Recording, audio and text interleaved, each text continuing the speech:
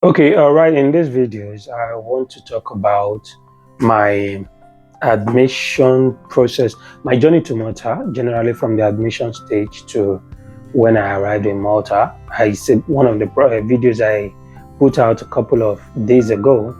I promised I was going to bring out a video um, talking about the whole process, like the full details about the journey from the admission stage to the visa until I arrived in Malta. And this is why I'm here. So, and I also will be telling you more about immigrations or traveling abroad, the best route I believe you should, subscribe to.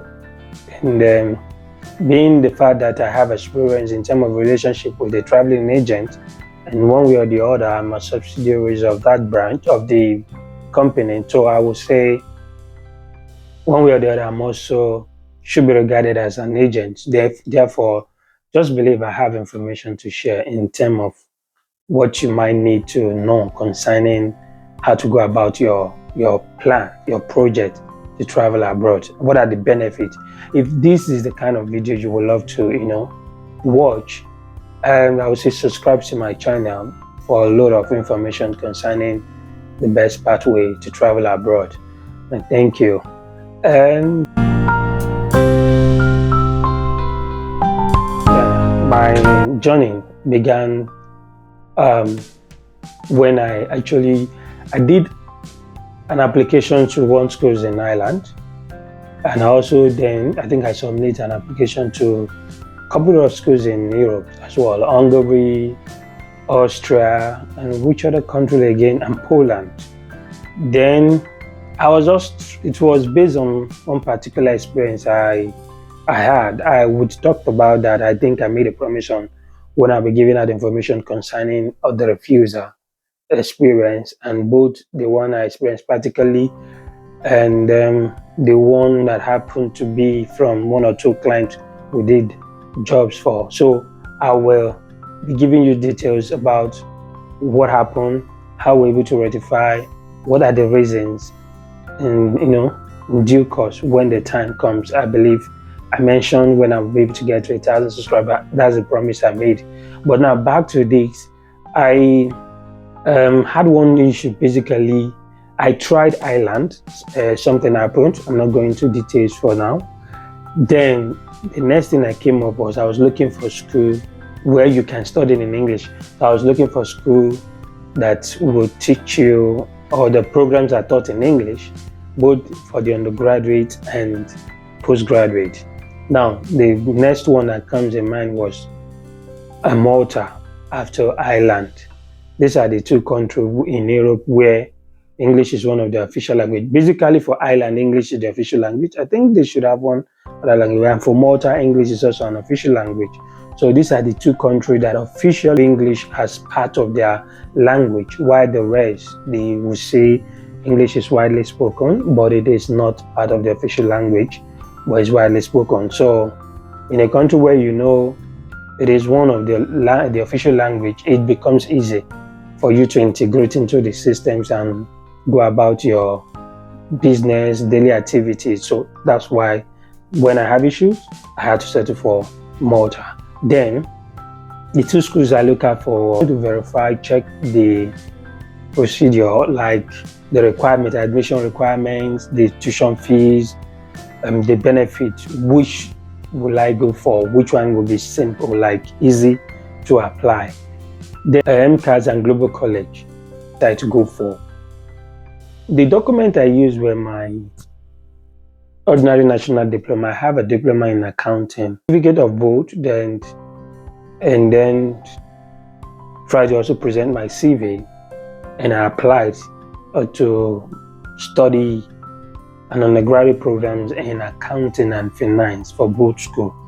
MCAS notice, okay, probably because I uploaded my diploma degree, eventually emailed me that they didn't get my transcript for that diploma I submitted. So they wanted me to present or to send or email my student copy transcript to them. What they were asking for was the student copy at first. So they just want a student copy before they eventually proceed with the admissions and issued me an admission letter. While for Global College, they didn't, bother me much on that. They just sent me an email that they saw my document, the document I submitted to them for the admission. So what they were looking for was if I would be available for an online interview on a so particular day or time. I actually subscribed to the same day. They gave me an option if I'll be available, like it was in the morning, if I'll be available by noon, towards 1, 2 p.m. that same day. And I quickly, agreed. I subscribed to it that, okay, no wala, I will be available. Then the link was sent to me to click to attend the online interview, which I did. I thought it would be something cumbersome, something really that hard, but no.